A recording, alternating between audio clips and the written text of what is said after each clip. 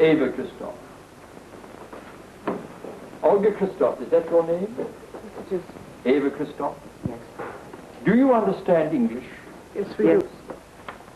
Olga Christoph, you are charged on indictment that on the 18th day of January 1958, you attempted to commit suicide. Are you guilty or not guilty? I'm guilty. Ava Christoph, you are charged on indictment that on the 18th day of January 1958, you attempted to commit suicide. Are you guilty or not guilty? I'm guilty, sir. Very well, let them sit down. Did you recognize the judge just then? That's right, the governor. Looks a bit different, doesn't he? Oh, well, they say a change is as good as a rest. And the governor, like a good many leading silks, spends quite a bit of his time, one way and another, on the bench. Well, now, they say that crime is a reflection of the times we live in. And I suppose that's true enough. At least it was certainly true in the case of the Christophs. Now, I happen to know about this because they came up before the governor, well, I suppose it was about a year ago, when he was sitting as a special commissioner at Hazelford Assizes. Yes, Mr. Nash. Lord, may it please you, my lord, I appear to prosecute in these cases, and the prisoners are undefended.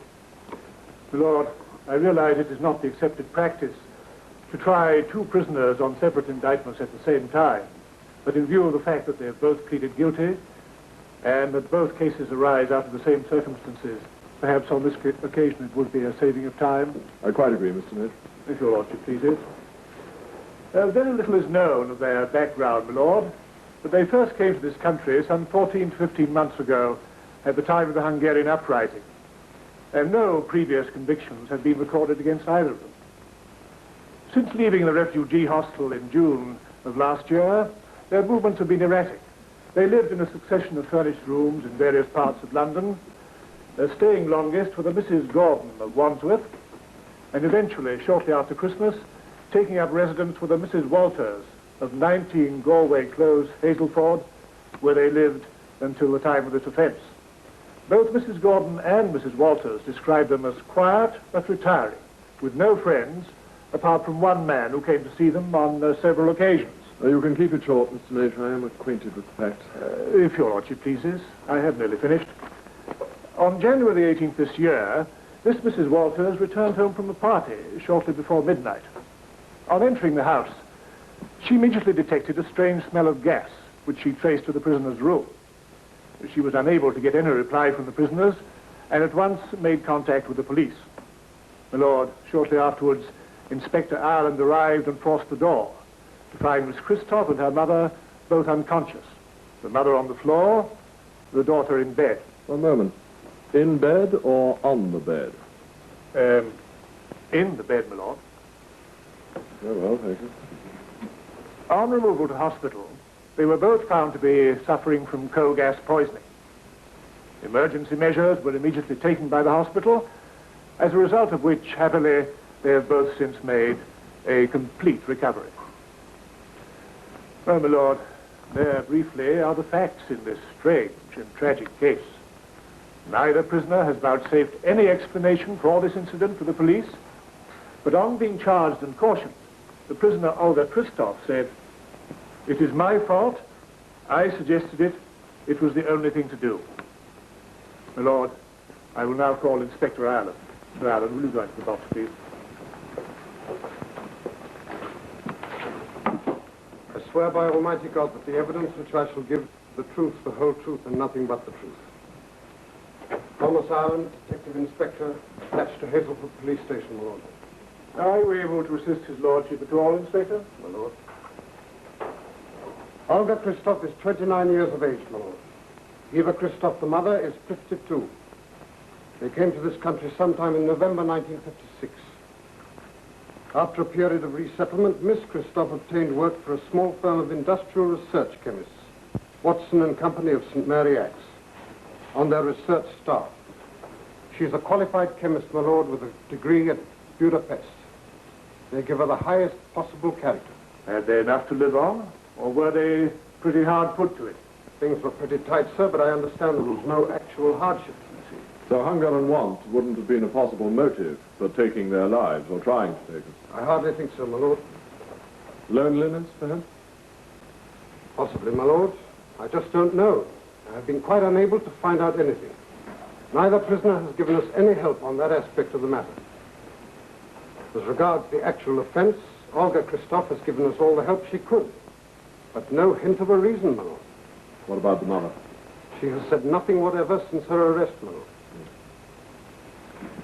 Mr. Nash, why are they not defended on a serious charge like this? Can you help me with that at all? My lord, all I can say is that they have persistently refused to accept legal aid or to employ a solicitor privately. It has been a matter of some concern to the committing court, my lord. I must know more about them. My lord, of course. This friend of theirs who is referred to by the two landladies in their statements, will you be calling him?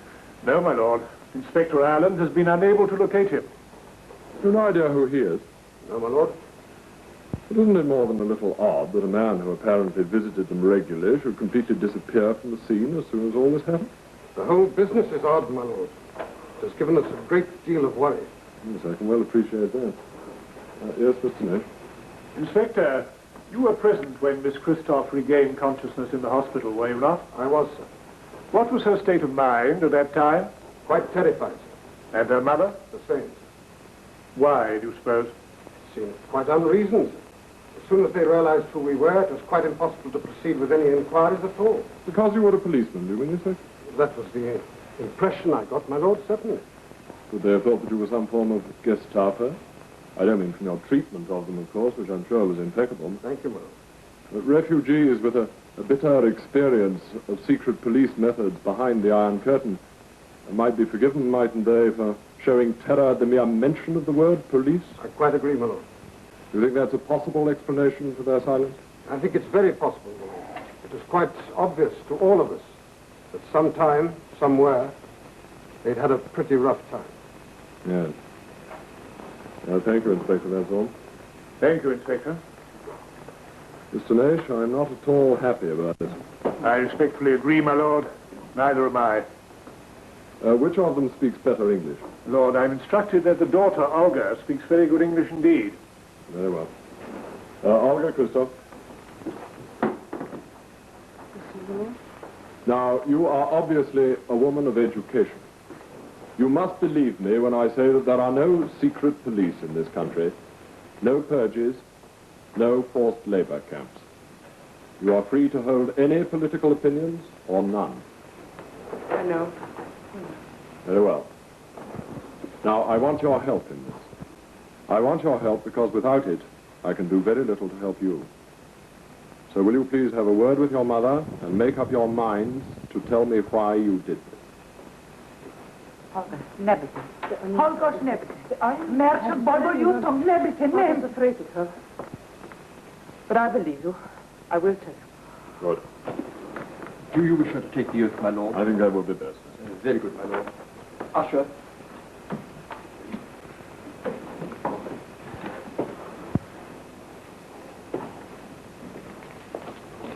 Take the book in your right hand and read from the card.